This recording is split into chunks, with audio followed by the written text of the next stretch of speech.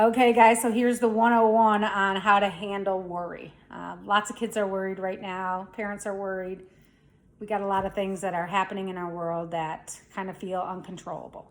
However, when it comes to worry, there are a lot of ways you can help kids manage it as well as adults.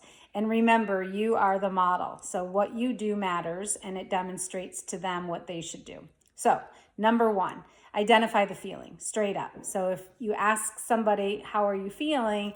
And they say, I'm anxious, I'm worried. The last thing you want to do is say, don't worry about it. You're worrying too much.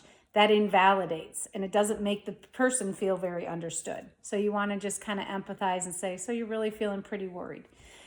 So tell me more. Open-ended question. Tell me more. What are you worried about? Let them vent. Let them share. They might say something like, well, I'm afraid we're going to run out of food, right? That's something that I've actually heard from one of my little clients lately, that I'm afraid we're going to have a depression.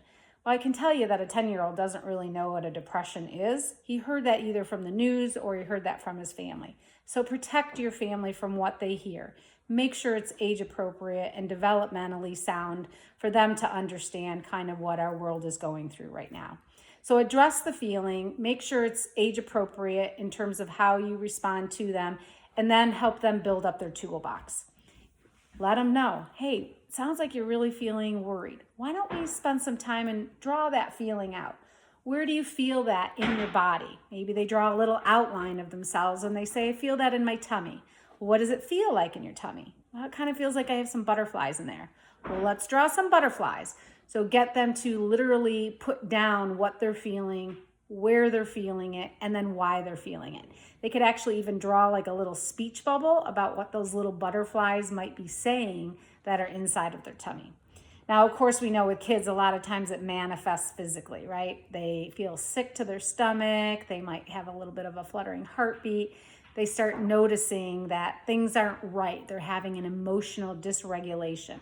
So you want to validate that. Let them know, hey, I felt that way too when I was worried before. So give them some tools, things that they can do. They could journal it, they can draw it, they can talk about it, they can even exercise it out, right? Instead of just staying stuck with it, maybe they need to go out and bounce on the trampoline and get those butterflies out.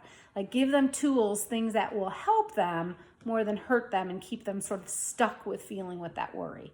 You don't have to solve it. You have to be there for them in it and give them the tools to learn how to struggle well. So that's the tip for today.